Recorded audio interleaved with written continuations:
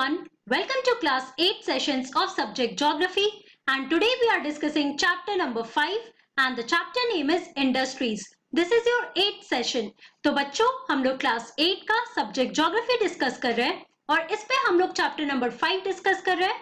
Chapter का नाम है industries और ये आपका 8th session है. So let's start with it. तो बच्चों एक बार ब्रीफ रिकैप कर लेते हैं कि लास्ट क्लास में हम लोगों ने क्या क्या कंप्लीट कर लिया था and after that we will continue with our session, right. तो लास्ट क्लास पे हम लोग आयरन एंड स्टील इंडस्ट्रीज की बात कर रहे थे बच्चों. तो उसमें पहले आप लोगों ने लोकेशन के बारे में पढ़ लिया था, उसके बाद हम लोगों ने टिस्को के बारे में पढ़ा, राइट. और लास्ट क्लास में हमने डिस्कस किया about Pittsburgh, that is an important steel city in the United states of America. Okay और इसके कुछ इंपॉर्टेंट पॉइंट्स भी हम लोगों ने देखे about the locational advantages of Pittsburgh कि जहां पे पिट्सबर्ग लोकेटेड है वहां पे रॉ मटेरियल्स इजीली मिल जाते हैं, है ना. इसलिए लोकेशन इसका बहुत ही इंपॉर्टेंट है हमारे लिए. उसके अलावा आप देखो कि पिट्सबर्ग के बाद ग्रेट लेक्स लोकेटेड है और ग्रेट लेक्स में आपको ये जानना चाहिए कि 5 मेजर लेक्स है ना. और उसमें सबसे लार्जेस्ट लेक कौन सा है? Lake superior. सो ओके और ये आपके एनसीईआरटी बुक पे भी ये पॉइंट दिया हुआ है, प्लीज गो थ्रू इट. उसके बाद हम लोगों ने कुछ और इंपॉर्टेंट पॉइंट्स पढ़े थे कि अगर हम ट्रांसपोर्टेशन की बात करते हैं तो ग्रेट लेक्स के थ्रू आप देखो कि जितने भी आपके रॉ मटेरियल्स है वो इजीली दूसरे रीजन तक जा सकते थे. अगर हम लैंड रूट्स या सी रूट्स की बात कर रहे हैं तो यहाँ पे पिट्सबर्ग में आप देखो ये काफी इजिली पॉसिबल हो सकता है, राइट. सो ये सारे इंपॉर्टेंट पॉइंट्स हम लोगों ने पिट्सबर्ग के बारे में कंप्लीट किया था. उसके बाद हम लोगों ने अपना नया टॉपिक शुरू किया था. हम लोगों ने अपने दूसरे इंडस्ट्री के बारे में पढ़ा था बच्चों, that is cotton textile industry. और कॉटन टेक्सटाइल इंडस्ट्री में सबसे पहला पॉइंट मैंने आपको क्या बताया था? मैंने आपको टेक्सटाइल वर्ड के बारे में बताया था, that has been derived from Latin word that is टेक्सर और उसका मतलब क्या होता है? To weave. ओके तो अगर हम लोग 18th सेंचुरी के पहले की बात करते हैं तो कॉटन टेक्सटाइल इंडस्ट्रीज में क्या होता था बच्चों कि बेसिकली जो भी क्लोथ्स बनते थे उनको हैंड से वीव किया जाता था, नहीं तो पावर लूम्स यूज किए जाते थे, right. And it was only after the industrialisation in 18th century कि उसके बाद नए नए इंडस्ट्रीज जो आने लगे that facilitated in the development of cotton textile industry, right. और वो सबसे पहले ग्रेट ब्रिटेन में हुआ था, उसके बाद डिफरेंट रीजन्स में हुआ. और अगर हम आज की डेट की बात करते हैं तो इंडिया, यूएसए, चाइना, तो ऐसे डिफरेंट रीजन्स में आप देख सकते हो बच्चों कि कॉटन टेक्सटाइल प्रोड्यूस किया जाता है या कॉटन को बनाया जाता है. ओके तो बच्चों आज की क्लास में अब हम लोग डिस्कस करने वाले हैं अबाउट आवर कंट्री इंडिया कि इंडिया में कौन से इंपॉर्टेंट टेक्सटाइल इंडस्ट्रीज है. So let's start our topic here. So India has a glorious tradition of producing good quality cotton textiles. So यहाँ पे आप देखो कि हमारे कंट्री में बहुत पहले से ही बहुत अच्छे तरीके के कॉटन टेक्सटाइल्स बनाए जाने लगे थे. Okay? Now before the British rule, Indian hand spun and hand woven cloth already had a white market. और उसके पहले देखो कि हमारे कंट्री में इंडस्ट्रीज तो बनाई नहीं गए थे, है ना. तो अगर हम ब्रिटिश रूल के पहले की बात कर रहे हैं कि जब ब्रिटिशर्स हमारे कंट्री में आए थे तो उसके पहले आप देखो कि इंडियन हैंड स्पन या हैंड वुमेन जो क्लोथ्स थे बच्चों उनका ऑलरेडी बहुत ही वाइड और बहुत ही लार्ज मार्केट था, राइट. उनका बहुत ही ज्यादा डिमांड था. अब यहाँ पे हम लोग कुछ एग्जांपल्स भी देखते हैं. So the muslins of Dhaka, the chintz of Masulipatnam, the calicos of Calicut and gold wrought cotton pieces of Burhanpur, Surat and Vadodara were known worldwide for their quality and design. तो ये सारे आप देखो ये सारे हैंड वुवन या hand spin ये सारे प्रोडक्ट्स थे, ये सारे क्लोथ्स थे बच्चों जो कि पूरे वर्ल्ड में फेमस थे. यहाँ पे आप देख सकते हो this is the picture of muslin that was famous in Dhaka और ये हमारा पिक्चर है that is of chintz that was famous in Masulipatnam. Okay उसके अलावा आप डिफरेंट भी देख सकते हो. जो कैलिकोज है that was famous of Calicut, उसके अलावा gold rod cotton that was famous in Burhanpur. Okay और सूरत और वडोदरा के भी बहुत सारे ऐसे प्रोडक्ट्स या डिजाइन थे बच्चों जो वर्ल्ड वाइड में फेमस थे, right. The first successful modern textile mill was established in Mumbai in 1854. तो बच्चों यहाँ पे आप देखो कि हमारा जो फर्स्ट सक्सेसफुल मॉडर्न टेक्सटाइल मिल था बच्चों वो मुंबई में बनाया गया था, वो मुंबई में स्टैब्लिश किया गया था इन 1854. उसके पहले भी 1880 में कोलकाता में बनाया गया था बट उसे बंद कर दिया गया था. So that was not a successful textile mill. लेकिन यहाँ पर अगर हम लोग बात करते हैं कि जो हमारा फर्स्ट सबसे सक्सेसफुल मॉडर्न टेक्सटाइल मिल कहाँ बनाया गया था, so that was established in Mumbai. और कौन से ईयर में? तो 1854 में. The warm, moist climate, port for importing machinery, availability of raw material and skilled labor resulted in rapid expansion of the industry in this region. Okay, so basically यहाँ पे आप देखो बच्चों कौन कौन से इंपॉर्टेंट फैक्टर्स थे।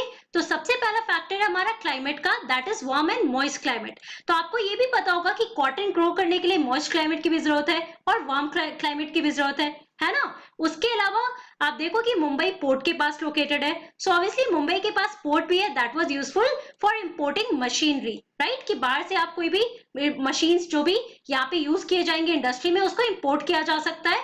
उसके अलावा आप देखो कि यहाँ पे रॉ मटेरियल्स भी इजिली अवेलेबल थे एंड ऑल्सो स्किल्ड लेबर, कि यहाँ पे आप लेबर भी जितना रिक्वायर्ड था वहां पे स्किल्ड लेबर्स भी मौजूद थे। So therefore it led to the rapid expansion of the industry in this region. तो ये सारे फैक्टर्स की वजह से क्या हुआ बच्चों कि ये जो हमारा पहला इंडस्ट्री है जो मुंबई में स्टैब्लिश किया गया था 1854 में, वो धीरे धीरे एक्सपैंड करने लगा। ओके, उसके अलावा आप देखोगे तो महाराष्ट्र के रीजन में और गुजरात के रीजन में फिर ये सारे इंडस्ट्रीज नए नए बनने लगे थे। So basically Gujarat, Coimbatore, Kanpur, Chennai, Ahmedabad, Mumbai, Kolkata, Ludhiana, Pondicherry and Panipat are some of the other important centres. अब इसके बाद आप देखो कि first successful modern textile mill बनने के बाद डिफरेंट रीजन्स में भी बहुत सारे टेक्सटाइल मिल्स बनने लगे थे और ये सारे इंपॉर्टेंट रीजन्स है बच्चों जहां पे ये टेक्सटाइल मिल्स स्टैब्लिश किए जाने लगे थे। And this is the picture of your textile mill that was first established in Mumbai in 1854 and this is a very old picture here. Okay, and this is the map जहाँ पे आप देख सकते हो जो भी आपका colored region है बच्चों, now these are the cotton producing region यहाँ पे। Okay, ये सारे important region है, so please आप ये map में locate कर सकते हो। Now let us talk about Ahmedabad, right? So, सबसे पहले हम देखते हैं अहमदाबाद कहाँ पे लोकेटेड है and it is famous for the textile mills, right. So it is located in Gujarat on the banks of Sabarmati river. सो यहाँ पे सबसे पहले आप गुजरात के मैप में देखो बच्चों, यहाँ पे हमारा अहमदाबाद लोकेटेड है और ये कौन से रिवर के पास लोकेटेड है? सो it is located on the banks of Sabarmati river. Now the first mill was established इन 1859। अब आप देखो कि 4 साल बाद गुजरात में अहमदाबाद में 1859 में टेक्सटाइल मिल को स्टैब्लिश किया गया था। It soon became the second largest textile city of India after Mumbai. So the हमारा फर्स्ट टेक्सटाइल सिटी कौन था बच्चों? मुंबई, जहां पे फर्स्ट सक्सेसफुल मॉडर्न टेक्सटाइल मिल बनाया गया था, स्टैब्लिश किया गया था इन 1854। उसके बाद आप देखो कि 1859 में गुजरात में दैट इज इन अहमदाबाद सबसे पहले यहाँ पे टेक्सटाइल मिल स्टैब्लिश किया गया था and it became the second largest textile city of India after Mumbai. Now Ahmedabad is often referred to as the Manchester of India. तो बच्चों ये मैनचेस्टर ऑफ इंडिया क्यों कहा जाता है अहमदाबाद को? तो यहाँ पे हम लोगों ने लास्ट क्लास में देखा था कि इंडस्ट्रियल रिवोल्यूशन सबसे पहले कहाँ पे हुआ था?